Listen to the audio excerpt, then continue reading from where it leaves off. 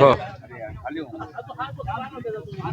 मागणं गाड्या जायला जागा दे करून पप्या जागा करून दे, बाईक थांबू नको. अविनाश, खूप गोंधळ सुरू आहे सकाळपासून. काही ठिकाणी मतदान सुरू होण्यापूर्वीच मोठा गोंधळ जो आहे तो सुरू असलेला पाहायला मिळतोय. काही ठिकाणी ईव्हीएम मशीन मध्ये बिघाड झालेला आहे. काही लोक. मी तुम्हाला एक गोष्ट सांगतो की संपूर्ण ठाण्यामध्ये, मुंबईमध्ये, नवी मुंबईमध्ये ईव्हीएम मध्ये आणि मतदार यादीमध्ये घोळ असल्याचं दिसून येत आहे. आणि आताही मी इथे उभा आहे, हे अनेक लोक जवळजवळ एक दीड तास लाईन लावून पुन्हा आलेली आहेत कारण मशीन बंद आहे. जर अशा प्रकारे जर मतदान चालू असेल आणि मतदारांना जर त्रास होणार असेल तर मला असं वाटतं की कशाला या ईव्हीएमच्या नादाला लागताय.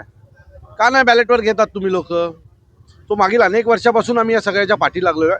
परंतु निवडणूक आयोगाकडनं सरकारला मदत होईल अशाच प्रकारच्या गोष्टी केल्या जातात. इतर कुठल्याही गोष्टींवर जसा मतदारांना होणाऱ्या त्रासाकडे पाहिलं जात नाही आहे. आता आतमध्ये चाललेलो आहे, पण मला ह्यांच्याकडनं कुठलीही अपेक्षा नाही. मशीन पण उलट्या दुसरा एक ठेवला आणि एक वाला दुसरा ठेवले. हो, असं उघडं दोन ठिकाणी पाहायला मिळालं आहे. तर अनेक लोकांची नावं देखील वगळण्यात आलेली. अहो, अनेक लोकांची आता इथे बघाल तर अनेक जण गेल्या वेळी आमदारकीला मतदान केलेल्या लोकांची नावं जर आता येत नाही याचा अर्थ ही नावं कट कोण करतो. ही यादी सतत का दुबार नावं तशी झाली आहेत. पण ज्या बिचाराचं एकच ठिकाणी नाव आहे अशा माणसांची नावं कट झाली आहेत. माझं परत सांगणं आहे की निवडणूक आयोगाने असा गोंधळ घालून जर मतदान घेणार असेल तर नक्की लोकशाहीसाठी आम्ही मतदान करायचं की हुकुमशाहीकडे जी वाटचाल चालू आहे त्यासाठी मतदान करायचं. या सगळ्या प्रक्रियेवर आमचा आक्षेप आहे आणि राहणार. सकाळपासूनच जर असा गोंधळ असेल तर पूर्ण दिवस अजून बाकी आहे. काय चित्र असू शकतं? काय मतदान केंद्रावर भांडणं चालू आहेत. याचा रूपांतर कुठल्या मोठ्या वादात होऊ नये एवढीच देवाकडे प्रार्थना आहे.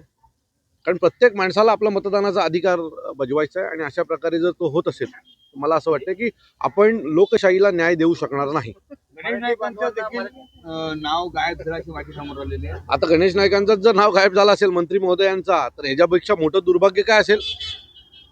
संबंधित मी म्हणतो ना, हे जे तुम्ही BLO नेमता बूथ लेवल ऑफिसर्स त्यांच्यावर जोपर्यंत कारवाई होणार नाही ना तोपर्यंत याद्या नीट होणार नाहीत.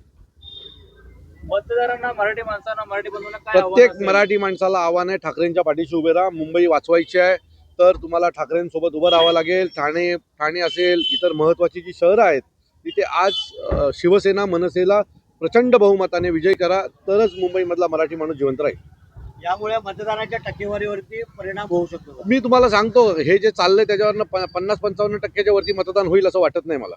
कारण जर अर्धा एक तास लाईनीमध्ये उभं राहून जर मतदान होत नाही, एक तर 4 मतदान आहेत, पहिलं एक असायचं, आता 4 मतदान आहेत.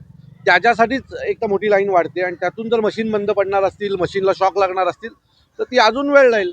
50-55% वरती मतदान होताना आत्ता तरी दिसत नाही. मताची टक्केवारी जर कमी झाली तर त्याचा फटका मनसेला आणि शिवसेनेला होऊ शकतो.